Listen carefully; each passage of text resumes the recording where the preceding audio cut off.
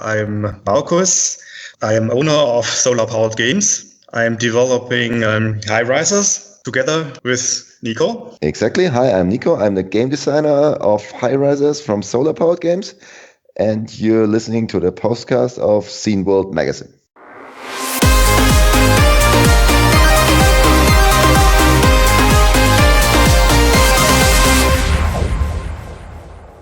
Hey, it's the Scene World podcast. My name is AJ, and I haven't shaved in like 5 days. And Whoa. that's Jurg, who has shaved today. So we're right. on a weird opposite world today. Yeah. Well, I'm getting vaccinated tomorrow for the first time, Welcome to the club. And I want to be FFP2 conform. Mm-hmm. What's the vaccine you're getting? The BioNTech Pfizer. Okay, cool. I got Moderna, which I believe is similar. It's similar. We would like to. We should take a moment to encourage all of our listeners to actually get the vaccine, because I was, as part of my job, I have to take part in these, webinars and stuff where we follow the progress of everything going along, and we need to have about 70 to 90% of the population vaccinated to reach herd immunity. Right now in the U.S., we have about 44% of the population has at least one shot.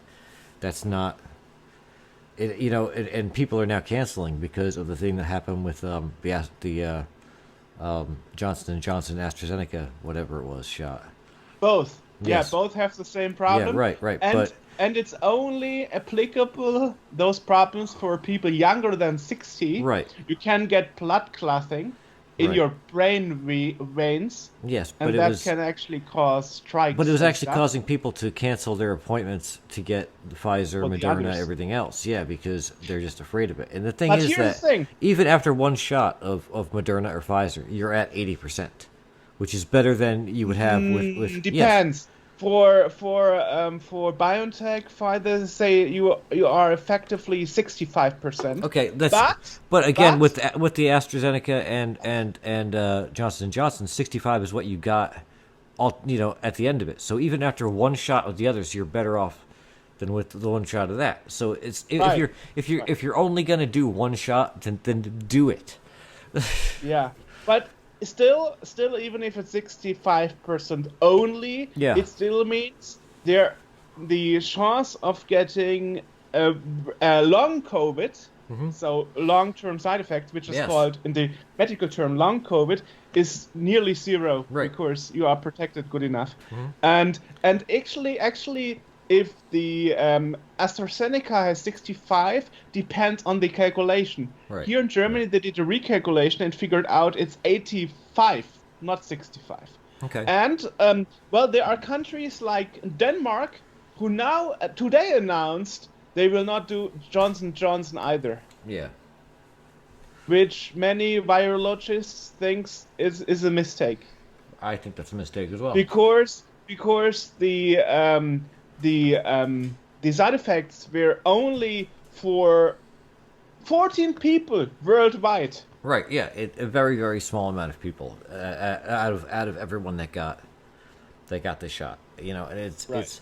I understand being cautious with it, but at the same time, we're going on. We're over a year.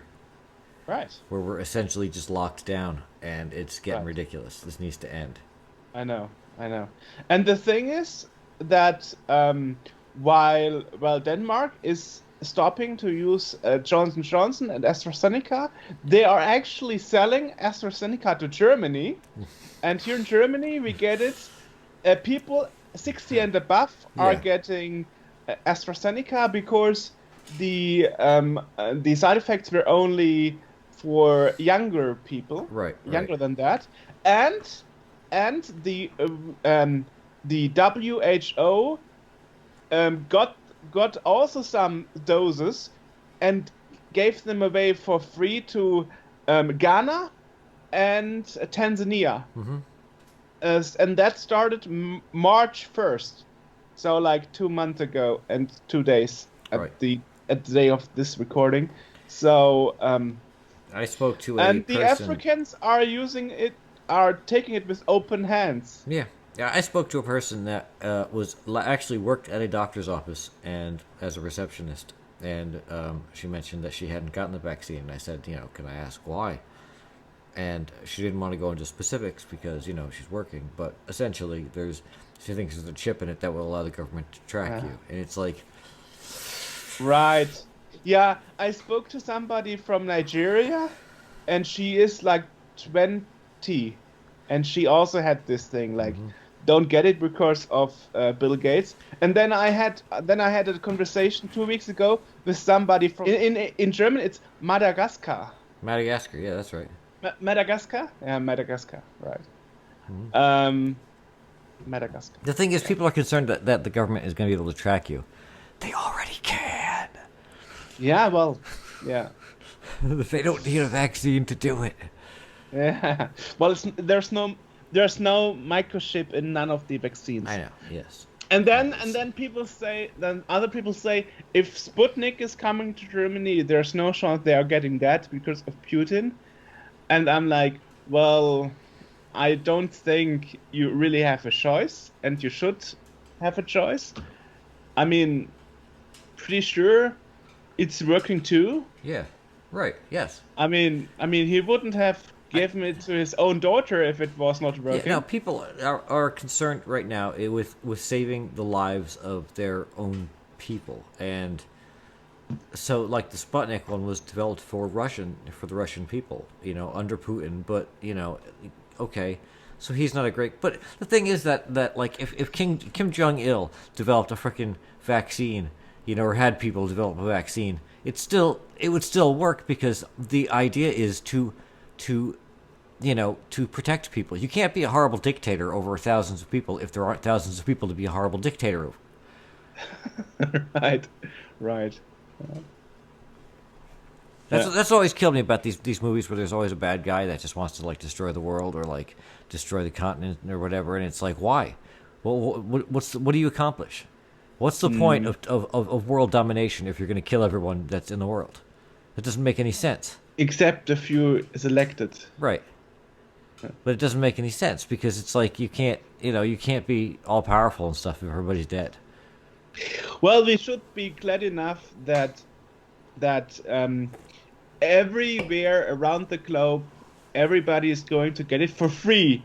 If you have health insurance or not, if you live in Africa, if you live in other poor countries, if you live in rich countries, doesn't matter. You can get it as long as sooner or later. As long as they go and do it. That's the main part. You have to actually go out and get it, and that's what people are just getting stuck up with. Yeah, and I was shocked to hear that those rumors and conspiracy theories were spread over Nigeria and Madagascar. Was like, why? Yeah, because internet. Everybody has access to the internet. More and more people speak English and can understand what other ill-minded people are writing and saying. Yeah. That's we live in a society. In the global society. Yeah. I know. Anyway, we are not a medical podcast, so. But we are talking about world events today because we are talking with the Uncensored Library again. We talked with them a while back, but we're going into they've added additions to the building for Brazil and what was the other place? Belarus. The two B countries. Exactly. So we are talking today with the director of the office over there in South America, and that would be Emmanuel Colombié. And we will be talking about the press freedom and the lack thereof in Brazil. Yeah. That sounds awesome. And you'll be able to see me stumble my way through Minecraft while we do it. And just because today is the day of press freedom, May 3rd. Today, I actually got in the post the new map, the updated map of the state of press freedom worldwide 2021. A map. And Okay. if we have a digital version somewhere on the internet, you will find it here in this video. Cool. Yeah. Awesome.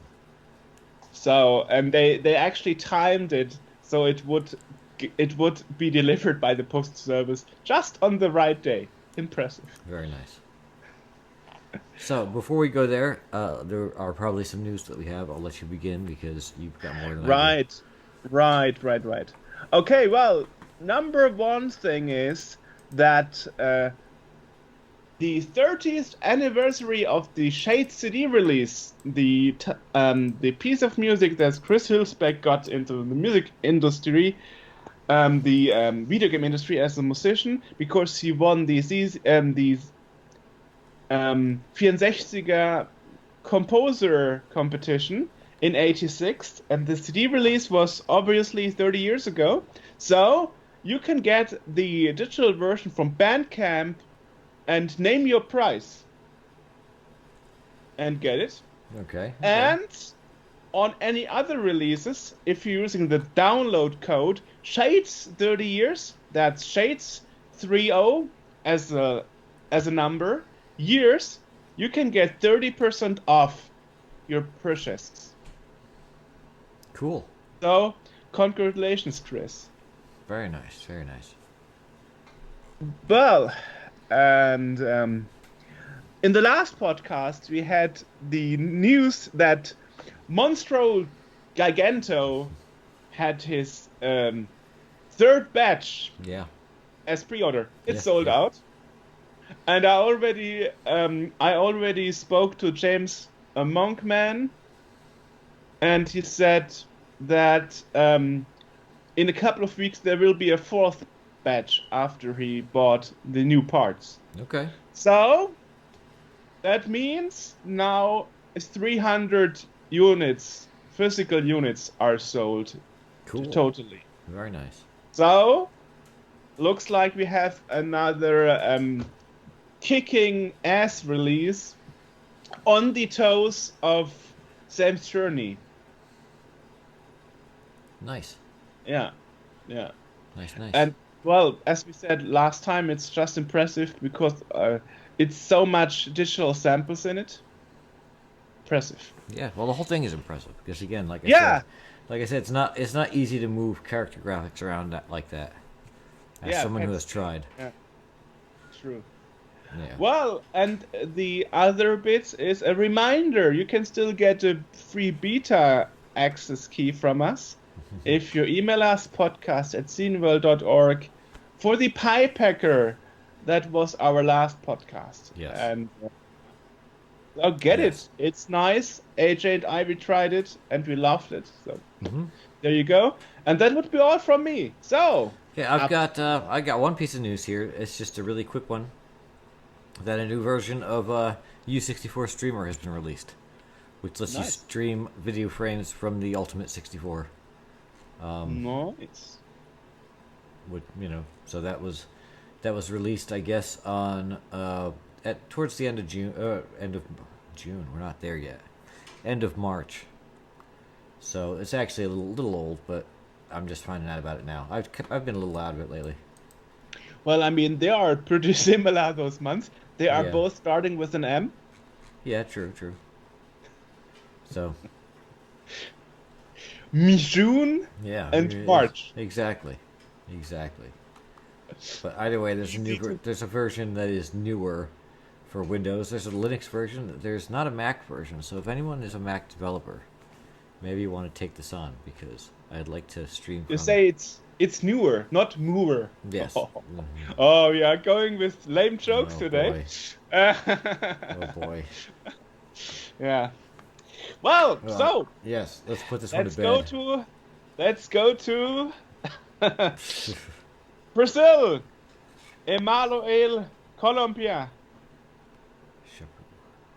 Wow. 30 degrees. Recording is on. Oh, hey. Nice. Yikes. Great. Okay.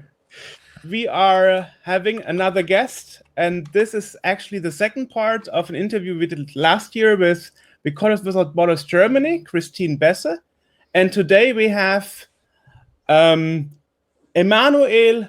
Colombié from Reporters Without Borders Latin America. Right. Exactly. And you are the director and manager, so actually the lead of the office over there. Yes, indeed. I am coordinating all the activities of Reporters Without Borders in the region. So from Mexico to the south of Argentina. So I'm coordinating all activities of advocacy, communication, assistance, among other things. But I am in charge of. I'm like leading with a smaller RSF locally. So I'm the coordinator and the voice of RSF in the region. Yeah, interestingly, so you were part of the team, I guess, that actually expanded the Uncensored library, which is kind of a library that offers uncensored documents from all over the world, and it was actually expanding to 2 more countries this March. And despite it was announced to be Latin America, I was a bit wondered because the second country was actually Belarus. And I thought, like, that's not really in that region. So I don't know if that was intentional to focus more on Brazil in the announcement, but well, we had a public event to announce the opening of these 2 new rooms, but there was no will to have a specific Latin America focus. We decided to go with Belarus and Brazil for structural and quite obvious reasons, considering the situation that these 2 countries with very different contexts, but the situation that these countries are facing regarding the freedom of the press and judicial harassment of journalists. Because as you may know, in Belarus, a lot of journalists are being sued.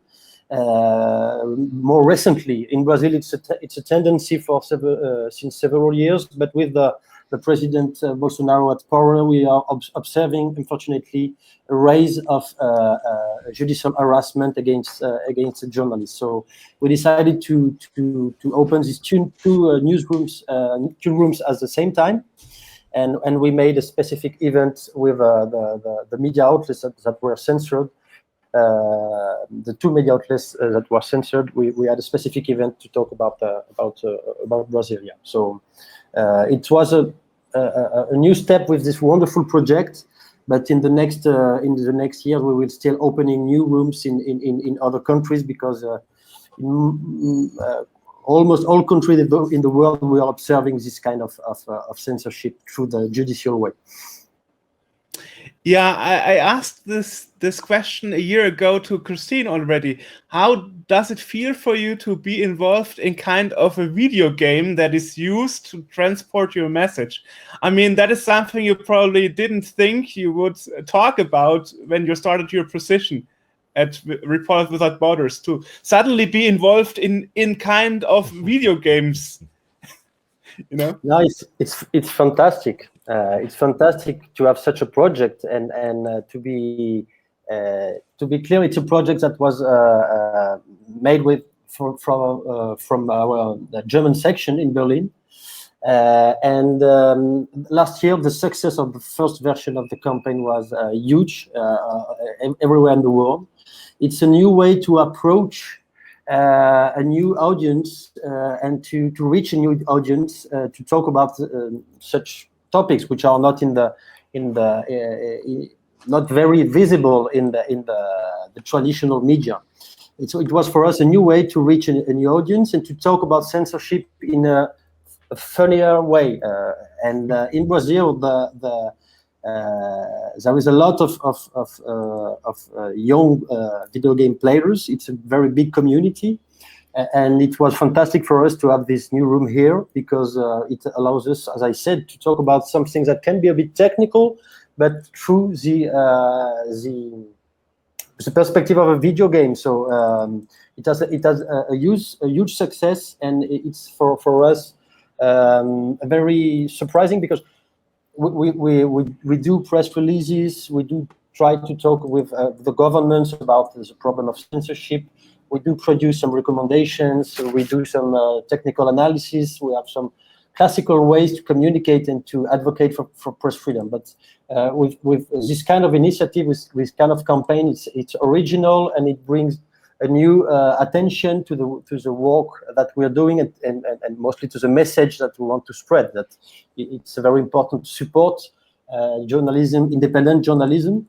So it's really a fantastic way to pass our message to a new community, to mostly a new and younger audience. This is fundamental, because doing it, we are kind of educating the young audiences to this subject. So it's a really great tool of advocacy for us. Another one. So we are very happy with this project. It's interesting. I mean, Belarus, it's known that there is a problem with press freedom. But when I asked around my Brazilian friends that are living in Brazil, they told me nobody was aware. They didn't even hear about such an issue. And I think during the conference, even AJ was surprised and even angry at some point. What the stuff, the press people, the journalists were actually talking the stories, you know, and we were sitting there in disbelief, you know. That's really, really intense. So it seems the president is good in covering it up, considering the population, the general public doesn't really know about it so much, if even. Well, yeah, it's not easy to talk about press freedom in Brazil since the arrival of Bolsonaro, because he has a very clear strategy to silence all the critical voices. It's a very organized system that starts from the top of the hierarchy, that it's from the presidency and the family of the president. There is a clear strategy to silence any kind of critical voices. And to do that, they have a very aggressive technique, is to harass, to denounce, to insult the journalists, mostly on the social networks, and spread the idea that the media outlets that are criticizing the government are, as it used to be made by the President Trump, these outlets are just basically producing fake news. So he's trying to create the image that of the press as an enemy of the people, as the enemy of the country. Mm-hmm. And as he has a very strong community of supporters organized on the social networks, this message is gaining importance and visibility in the country. So there is a very big problem of trust regarding the work of the media at the moment. And the proper government, the president and his sons, are spreading this message on a day-to-day basis. There is no one single day without an attack from the government, the presidency, against the journalists that denounced any kind of misconduct, any kind of problem related, for example, at the moment with the managing of the sanitary crisis. So it's a big problem, because we have to restore, from our perspective, from the civil society, we have to restore the trust on the media, and explain that it's fundamental for any kind of democracy to have a critical, independent press, that it's very important to have pluralism in the mediatical horizon, sorry. And it's more important than ever to defend the right to inform in a situation of sanitary crisis. The right to be informed and to inform is as important as the right to wealth. So it's a complex moment that we are being through. Sorry for my English, because I'm doing some Not a mistakes. problem. Not a problem. It's not live, fine. so this will be Yeah. edited anyway before we publish it. So it's all Okay, good. but it's we are facing a very organized system aimed at silencing any kind of critical voice, and in such a big country, it's a huge problem. So we are working on several projects, campaigns, initiative, recommendations to do this education and to explain why it is more than necessary to defend press freedom and mostly to defend the right to inform in such a complicated period. Mm-hmm. Yeah, I mean, I noticed after the last interview we did in last March last year, I received a letter in November from the office in Berlin asking if I want to join, the association, and donate to the cause, of press freedom. I was like, well, that's interesting. I never gave you my postal address, so I guess you read it in the imprint of our homepage. So we're really good at following up with people that interviewed you in the past, and I was very pleased. And then when I got the email about They're the almost as good invitation, as you are. yes, and and then I got the invitation to this presentation. So I was very, very happy to see you are really following up. But of course, I only understood the reason and the whole picture after the live event was done. Before I didn't really had an idea why you are doing all those little things, little emails, letters, and so on. I just understood it afterwards. But there's one thing we both wondered. During the live event, Christine said like the internet connection, the live stream was interrupted, and I was wondering like why she says internet is interrupted. That doesn't make sense because the conference went on.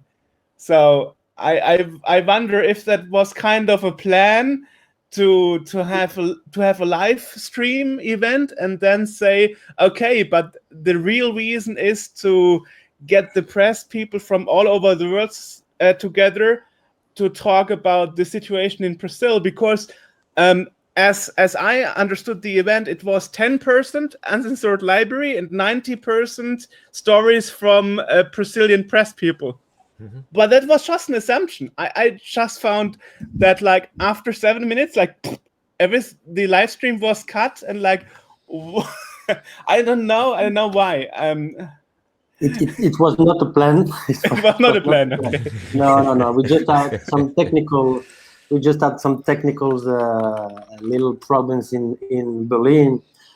So no, it was not the plan. But you can access to the all contents of the live now on the YouTube page of RSF Germany. But no, it was unfortunately a bad day for internet connection, but nothing else than that. Okay. Well, I thought perhaps it was planned this way, like a secret cover up event. I can't reveal all the secrets, but no, there is no secret here. No.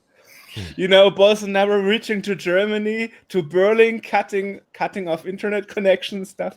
I was like, well, no, his power probably doesn't reach that far. Yeah. Maybe. Yeah, no. Yeah. Okay. Interesting. Yeah. So, do you already have any feedback, any changes, any progress? I mean, it was just a few weeks ago, but did you already get feedbacks from people, or isn't that even yet released? These new rooms.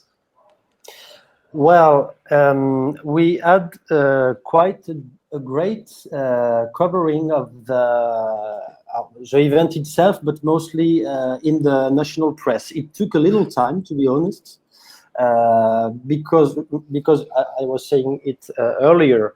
It's not a topic that is that discussed. And RSF has a great visibility in Brazil, but Brazil is a huge country, so the time for news to circulate can be a bit long.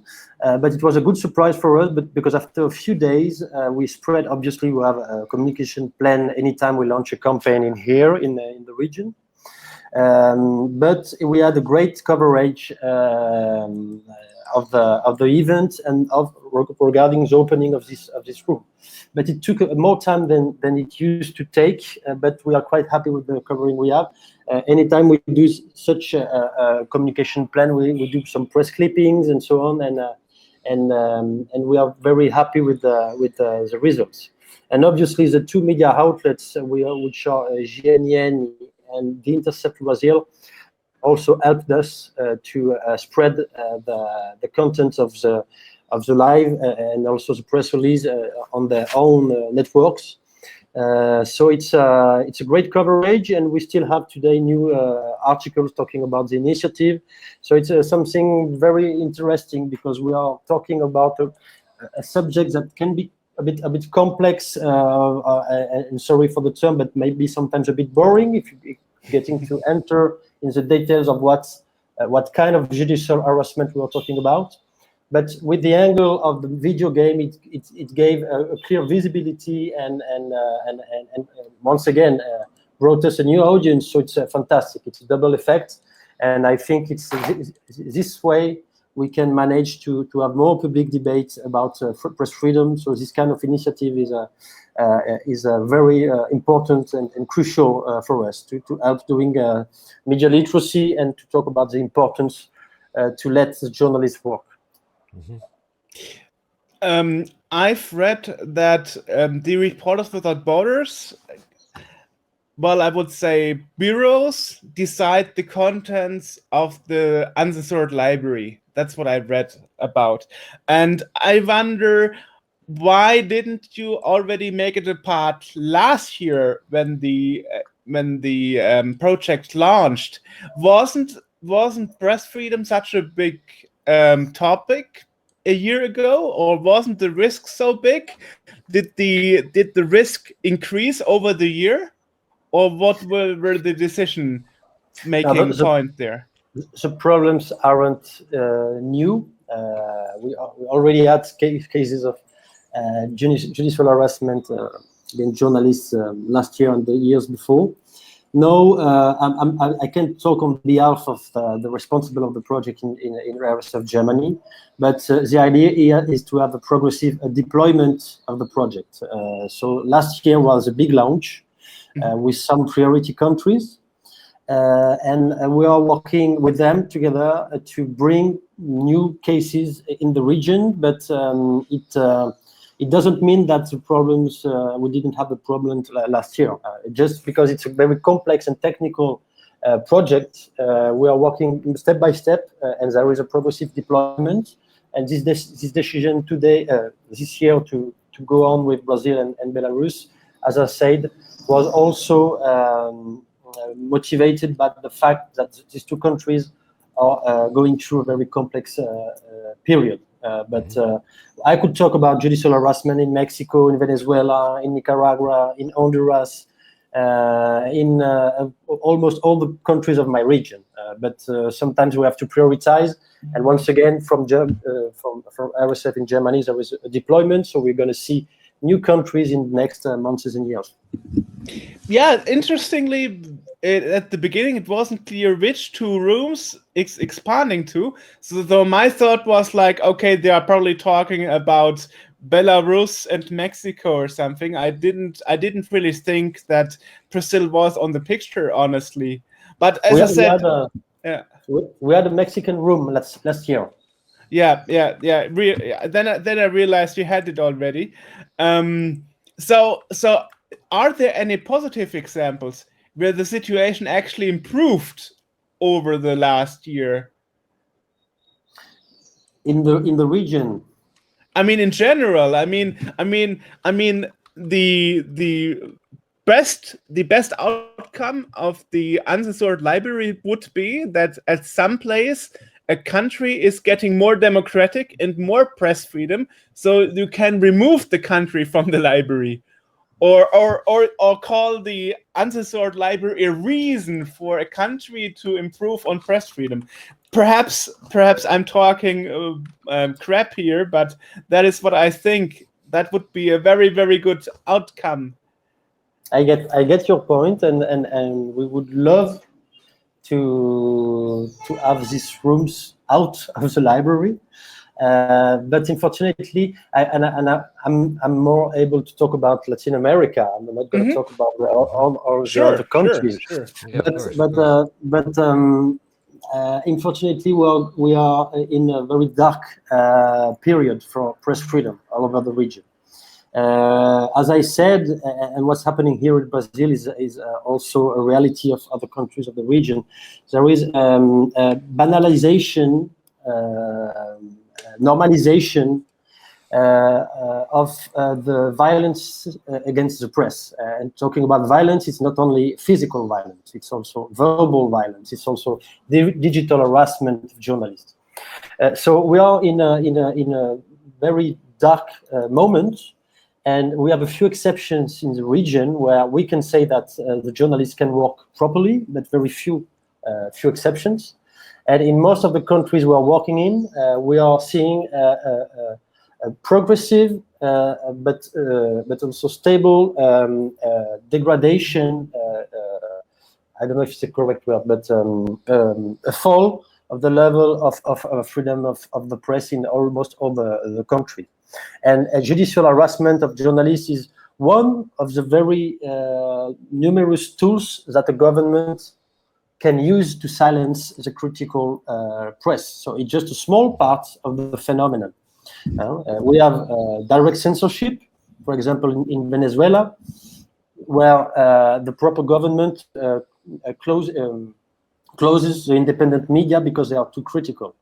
We have in Nicaragua, the government that organizes the shortage of the paper to impeach the journals to go and to be published. In Cuba, the independent press is forbidden by the constitution. So we have a whole series of threats against freedom of the press, and once again, judicial harassment is one of them, which justified that unfortunately we are in a very complex time, and the situation is not ready to improve. And getting back to the subject of the library, I can say that unfortunately in the region we are about to put more content in different rooms than the contrary. Okay. It's a very common practice to try to silence journalists through the judiciary way. Sorry, I didn't talk, for example, about Peru or Chile, but these are two countries where it's a very, very common to see journalists denouncing any kind of problem of corruption, the corruption of the political class, or talking about the violence from the police, any subject that can accommodate the power,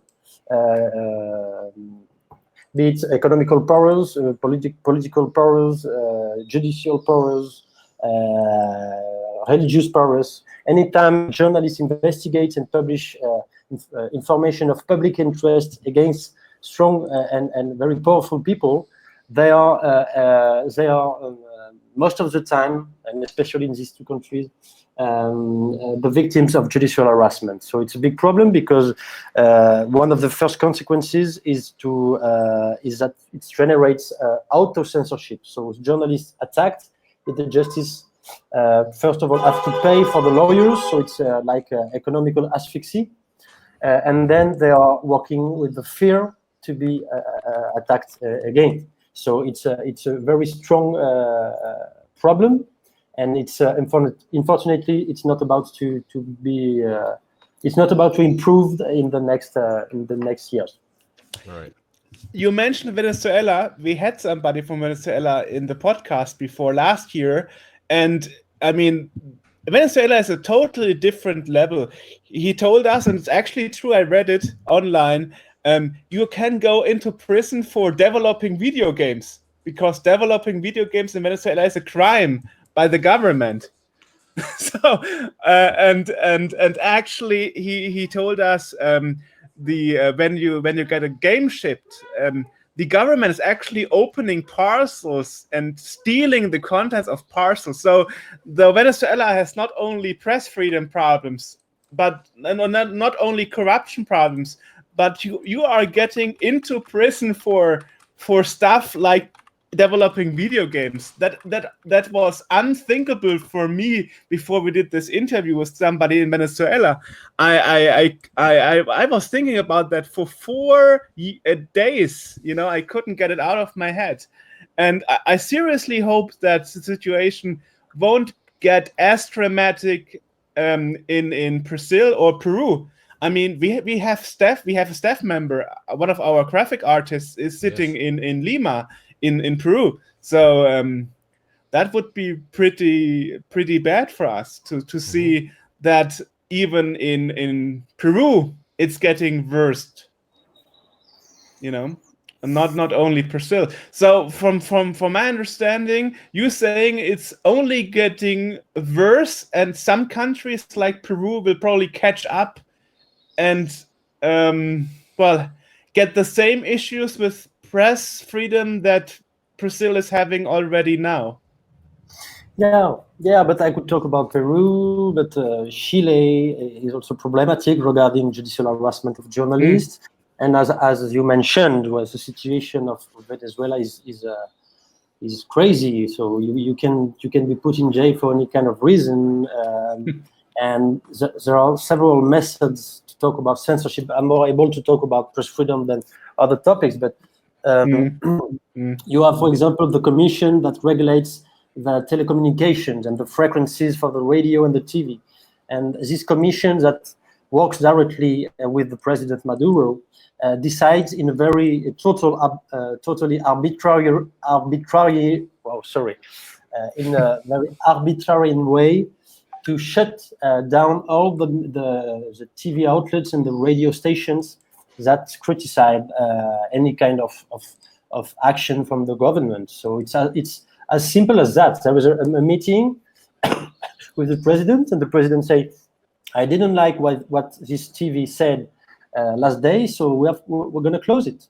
It's almost as simple as that. So it's very, very complicated. The question of the access to internet in the country is also a problem, because the government is organizing internet shutdown. For example, when the opposition is going in the streets, when the leader from the opposition is trying to make a public statement, they are cutting the internet access just not to have a covering of a discourse. So this is a big problem. But yeah, it's happening in almost all countries of the region, I would say, in the world. The fact that regarding judicial harassment, it's usually all political or representative of the government that are intending and launching the procedures against journalists. So it's the same problem. The politicians and the people at power doesn't want to be criticized and are trying by any way to silence the critical voices. And this is why we fight against, because if you don't have investigation journalism, if you don't have people showing the corruption inside the system, well, it leads to the end. It leads to something that is everything but democracy. So it's fundamental to defend the right to inform at the moment, and through this kind of initiative and through other ways. But yeah, it's I'm not bringing a lot of very positive things to you, but honestly, it's a complex time to be a journalist in America. Yeah, in America. I mean, for me, Brazil was always a role model for, if the society doesn't like something, they go on the street and protest. I mean, here, at least in Germany, on the news, we often had the news like, oh, the Brazilians are on the street again, protesting against something. So I never, ever in my dreams, I would have thought that somebody like Bolsonaro would come to power. Well, what I can say, because we are in a very difficult moment regarding the coronavirus crisis, so people can't go in the streets. But if they could, at the moment, there would be a lot of people protesting, because it's very hard, very complex moment for Brazil democracy. So, but they just can't go in the street because they are afraid of the virus, and they are right to be. And the management of the coronavirus crisis from the federal government and from Bolsonaro is a disaster, and it's led to the situation we are now. So it's Brazilian people are now very tired, very depressed, very angry against the government, but they don't want to go out in the streets. But if they could, and as you say, there is a real culture of protest in Brazil. But at the moment, people have to stay at home. But there is a big tension in the country at the moment. Yeah. Interestingly, here in Germany, the press is nicknaming Bolsonaro Tropical Trump. I don't know if you knew, but yeah. Yeah. Not only in Germany, it was one of the nicknames he had, among others. Okay. But yeah, I know about this one. But now that Trump is out, Bolsonaro has difficulties to gain support from the U.S. administration, which is a big problem for him, obviously. Yeah. Well, I heard other stories from my friends, like when they were planning to get vaccines from India, the Indian government asked the government of Brazil to be very discreet, and keep it on a low level. And actually, what they did is that they printed on a plane vaccination Brazil and send it to India. And I didn't show that one. I actually have a picture of that. I will put it in the video when we edit this. And I was like, oh my God, how can a president? It was actually the president's son having this idea, doing the opposite of what you are told. I wonder how they thought that's going to work. So the logic that the government of Brazil and the president is using, and his son, and also doesn't really make much sense. No, it doesn't at any level. And as I said, regarding the management of the sanitary crisis, it took a lot of time for the government to understand that the priority is and has to be the vaccination. So it took a lot of time, and for almost a year, Bolsonaro was minimizing the gravity of the crisis, and he himself promoted public agglomerations. He himself promoted the chloroquine medicine and drugs, which were proved to be inefficient. And he himself said that it was not that necessary to get a vaccine. So he just created confusion, and he managed to politicize the topic of the sanitary crisis has become a political issue, which shouldn't be. It's very clear and simple. We have to get all the population vaccinated if you want to move forward. But until 1 or 2 weeks ago, because now the figures of the deaths of coronavirus are crazy. So it seems that he realized that the importance to have a federal coordination of the fight against the coronavirus. But it took almost a year, and during this year, as I took a lot of delay to buy the vaccines from other countries. He was trying to bargain, to negotiate, and so he lost a lot of time. So that's why the vaccination here will take a lot of time, and also considering there is 200 billion inhabitants here, so it's gonna be a long process. You said at the beginning, almost all countries in the regions are affected. So now I'm coining on the almost. Are there some positive exceptional examples in the region? Talking about press freedom and stuff. Well, we have countries. Well, to be to be honest, when everything goes well, I don't have a lot of work to do. So I can't talk a lot about the countries where there is a great level of press freedom. But I can say that, for example, if you go to Costa Rica or if you go to Uruguay, you have a great level of press freedom. And when I say great level, we are measuring several indicators that show us that there is a great level. I think the infrastructures available for the journalists, the juridical context, or all the laws that have to do with the work of the journalist. So there's a number of aggressions and attacks against the press, the level of transparency of the authorities. We have like 7 indicators that allows us to show that such a country has a great level of press freedom. And to name 2 in my regions, I would say Costa Rica is an exception. We have very few problems regarding press freedom in this country. And Uruguay, which has as well some very interesting laws that has to do with journalism, but also digital rights, etc. It's kind of a model in the region. So we have some great examples, but as I said, I'm working in the countries where the situation is bad. Of course. Yeah. Otherwise, your work wouldn't be needed as much. Yeah. Well, I mean, unfortunately, not only because of the corona pandemic, but also of other factors. I mean, if you look around, the political situation isn't very good in many countries right now. I mean, look at Turkey, for example. A prime example.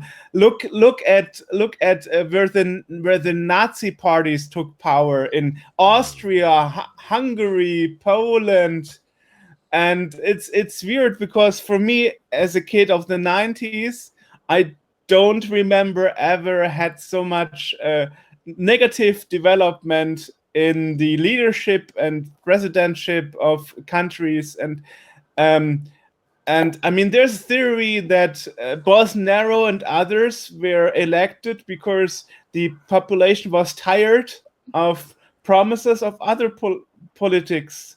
Yeah, of well, other you grew up in the people. 90s when things were generally, it was a different sort of time than now. There was lots of positivity. They tore down the wall in Germany, and there was a lot of stuff going on that was like, yeah, we're getting it together. But it only takes 1 or 2 generations to forget what happened, before that, and then we start repeating ourselves. Yeah. No, but in Latin America, which is historically a complex region with the decolonization, the gain to independence, and we had a lot of dictatorship in the region, and some of them were removed a few time ago. So the democracies in Latin America are very young.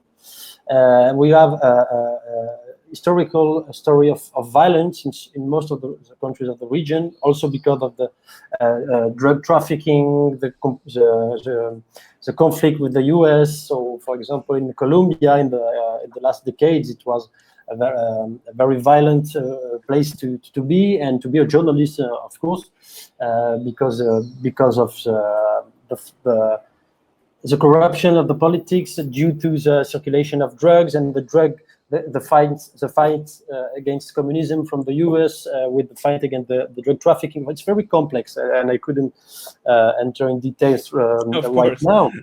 But yeah, as you said, in most of the countries in the world, we are observing a tendency to see more authoritarian governments, and this is very preoccupying, because it can be a very insidious. It can be done in a very insidious way. So you for example, the arrival of Bolsonaro here, few people were prepared. Few people saw that coming, and he was also elected, as you say, because there was a huge reject of called PT, which is the Workers' Party that was led by the ex-President Lula during a lot of years, with Lula and then with Dilma Rousseff. And Bolsonaro was also elected because there was a huge reject of the Lula administration, of the PT administration. And the discourse of Bolsonaro was to be elected was quite simple. We are going to do the exact opposite as Lula has been doing for years, and we're going to fight against corruption. And with this simple message, he managed to be elected.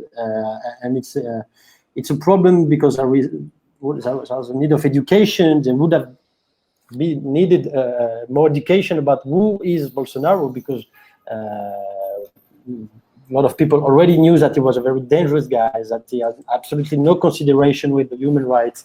I could talk during hours about how is Bolsonaro, but if you work in the field of human rights, if you're defending women rights, LGBT rights, well, he doesn't have any kind of consideration for this kind of subjects and values. And his incapacity to lead the country is more than visible today. So there was a big problem during the campaign to identify what are the stakes, what are the dangers represented by Bolsonaro, which is now using tools from the dictatorship, laws from the ex-dictatorship of Brazil to silence political opponents, journalists, YouTubers. This is a big topic in the moment in Brazil. So there is a called law of national protection, which was created during the dictatorship, and is using this same law that wasn't suppressed, that is still here and available, and is using it now more and more to put political opponents, journalists, lawyers, any kind of critical voices in jail, or to do judicial threats. The message now is, if you are criticizing the Brazilian government or the president himself, you can go to jail. This is what's happening right now, and we are in 2021. So it's very, very sad, but it's a lot of work for us to remind that it's very important to have public debate, to have a pluralism, independent press. But the supporters of Bolsonaro are very, very organized and aggressive, and they are very simplistic vision of the world. Also, if you're not with Bolsonaro, you are necessarily against him. And if you are a journalist and if you criticize Bolsonaro, you are a communist. It's as simple as that. So there is a world which is black or white, and on one side, one other. It's a very polarized society now, and anytime that a journalist publishes something that he doesn't like, he say that it's fake news or it's made by communists. It's as simple as that. So we have to do education and to show that obviously there is in any kind of redactions different opinions. It's important to promote the plurality. Diversity of opinions, and this is how a young audience can make their own opinion. Okay, so we're working on this, but it's a lot of work. It's a lot of work, actually. So how do you protect yourself? I mean, you must be also under attack. I'm talking about journalists and stuff, but you are kind of the advocate for their rights. So you must be under digital harassment yourself in a way. And even worse, perhaps. Well, we obviously are being attacked and sometimes threatened after some of our publications. For example, in February this year, we made a advertising campaign with the image of the President Bolsonaro naked. The campaign is called The Naked Truth. And you can see Bolsonaro half naked with some text on his body with the number of deaths and people contaminated by the virus. And the message that was behind that was to show that Bolsonaro is attacking the journalists to hide his incapacity to lead with the crisis. And it's more important now than ever to defend and promote the independent journalism, because if there was not independent journalism, we couldn't know about what's happening in the country regarding this crisis. So that's an example. After we published these campaigns, a lot of attacks arrived. We were prepared for that, obviously. For working in a media freedom press organization, we have some internal dispositions to get protected in the digital area, but also in the physical, well, in the real world, let's say like that. We are prepared for any kind of attack. So we took some dispositions, but yeah, well, there was a lot of insults, some judicial threats as well. But to be honest, from our position, we are working with cases of journalists, and mostly women journalists in Brazil, that are receiving attacks of a brutality that you can't imagine. So it's here we call it linchamento digital, which basically means digital assassination. It's almost the term. So you can be attacked by the supporters of Bolsonaro on the social networks very quickly and with the level of violence, which is impressive, really impressive. So we are working with journalists that are really under threat and being attacked on a day-to-day basis. Regarding our team at RSF, we are so far okay with that. Wow.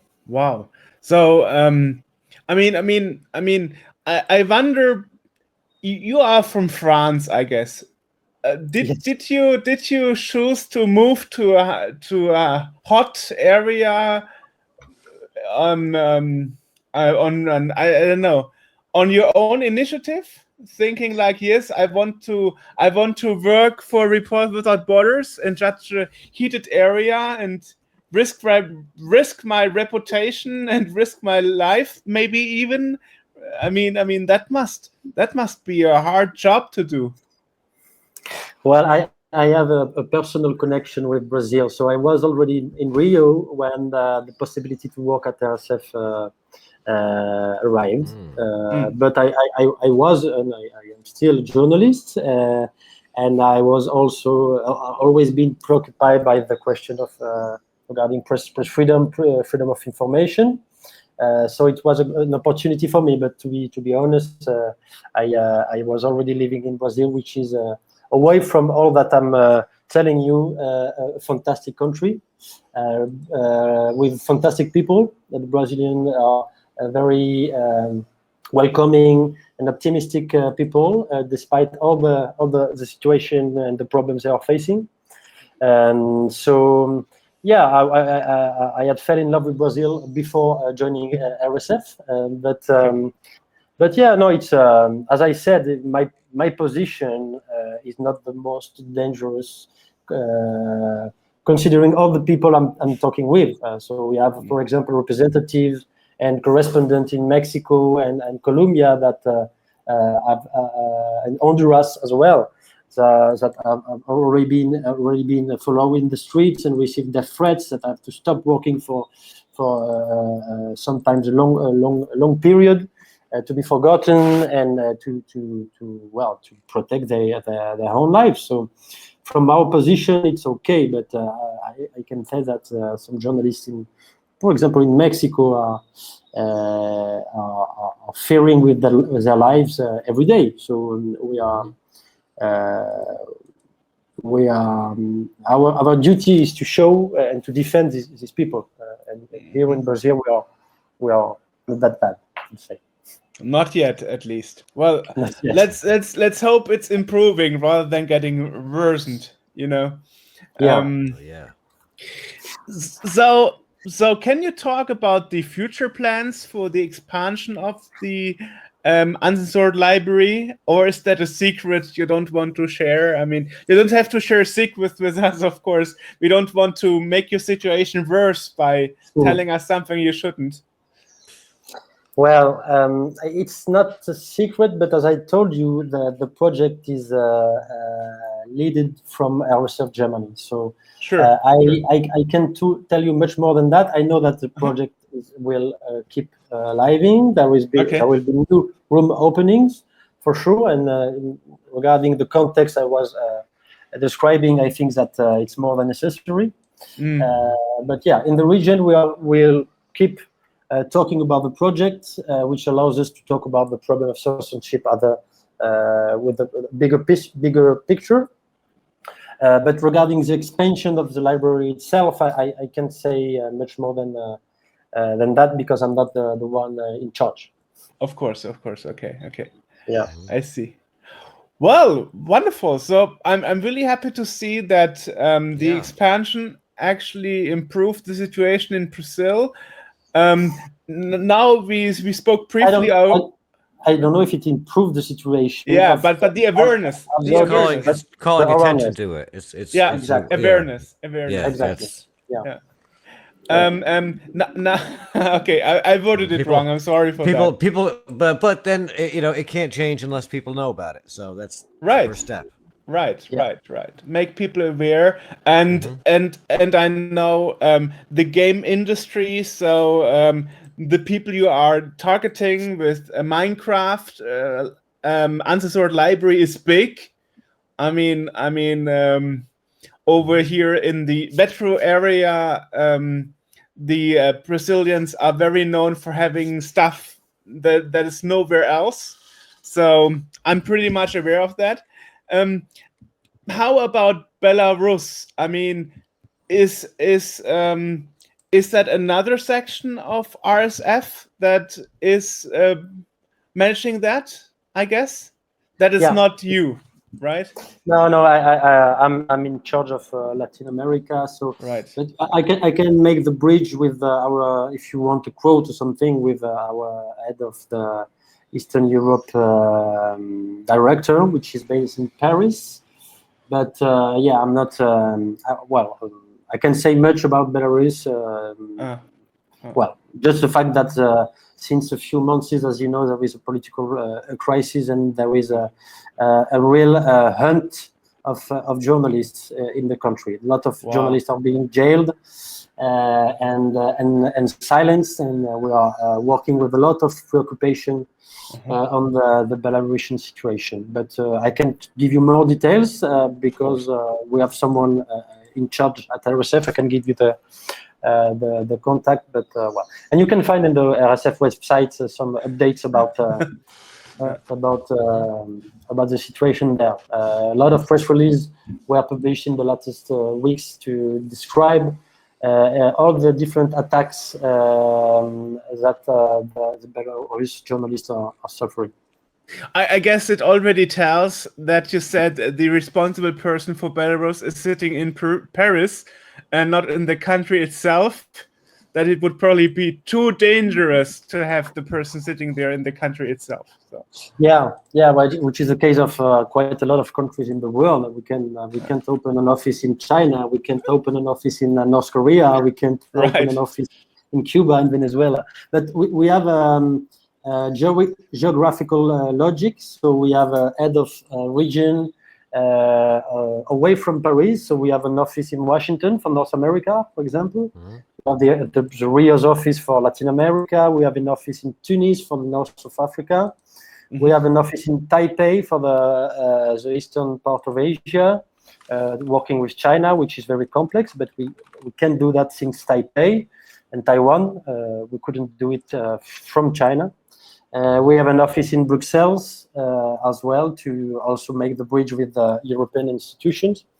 And we have also an office in London, which is also working on priority campaigns, fundraising, among other things. But our force, our strength is to work with a network of correspondents on the field. So we have in almost all the countries where we work for, and almost all the countries in the world, we have correspondents that are helping us to identify the most important cases, to analyze the cases, to document the cases, and these correspondents are a bit of our eyes and ears on the field, and allows us to have a greater understanding of what's happening, and will help us to make new partnerships, new projects, new communications. So this is how we work. We have geographical offices such as mine, but we work with these correspondents on the field, which helps us a lot to be credible and to understand the situation in the better way possible. I mean, I'm really thankful that you take the time talking to us. I mean, generally we are an independent retro publication, but I found it very important. Found it very important last year to cover this, you know, when we talked to Germany, and now I found it very important. That is why I called you on your mobile phone to have this follow-up, how the situation in South America is, Latin America is, and especially Brazil, since I'm connected to that country myself a lot. I consider myself connected to it. No, thanks for doing this job. It's very important as well to see that there is interest and to do the follow-up. It's just not the moment. It's a tendency, so it's very important to have you guys as well. Sure. So thanks for that. Okay. See you. All right. See you and take care. Bye. Bye.